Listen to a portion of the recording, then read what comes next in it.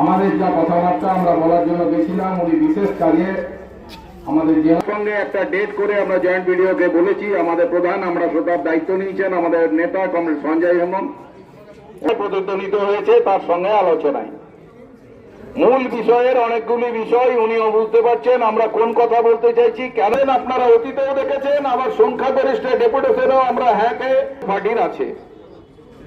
আমরা শেষ কথা জানিয়ে এসেছি, যদি আমাদের এই সমস্ত ভাবে ইচ্ছাকৃত ভাবে মানুষের লাল ঝান্ডার পার্টি সেই পরীক্ষা যদি আপনি নেওয়ার ইচ্ছে থাকে, সংখ্যালঘু শুধু না, আদিবাসী, তপশিলি জাতি, গরিব মানুষ বিভিন্ন কারণে তাদের নাম কোন জায়গায় দুয়ারে হয়েছে, যদি সে 3টে ফুলের মেম্বারের সেই অনুযায়ী আমরা আজকে আলোচনা টেবিলে রেখেছি। পরবর্তীকালে নির্দেশ সম্পূর্ণ মুক্ত ভোট তালিকা প্রকাশ না করে ভোট ঘোষণা করা চলবে না। কোন গরিব মানুষের নাম ভোটার তালিকা থেকে বাদ দেওয়া চলবে না। কোন ব্যাংকিং মানুষের নাম ভোটার তালিকা থেকে বাদ দেওয়া চলবে না। এই অবিলম্বে ত্রুটি মুক্ত এবং সম্পূর্ণ ভোটার তালিকা প্রকাশ করতে হবে। ত্রুটি মুক্ত সম্পূর্ণ ভোটার তালিকা প্রকাশ না করে কোন রকম ভোট ঘোষণা করা চলবে না। কোন বৈধ ভোটারের নাম তালিকা থেকে বাদ দেওয়া চলবে না।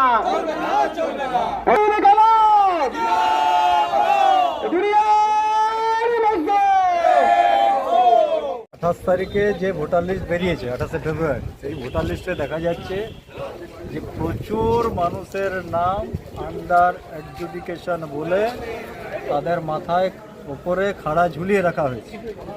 তাদের ভবিষ্যৎটা অনিশ্চিত, তারা আদৌ ভোট দিতে পারবে না পারবে না। এখন বিচারকরা কি করবে? বিচারকদের হাতে ছেড়ে দেওয়া হয়েছে। এখন এই মানুষগুলো কি করবে? তারা তো বুঝতে পারছে না, খেটে খাওয়া মানুষ।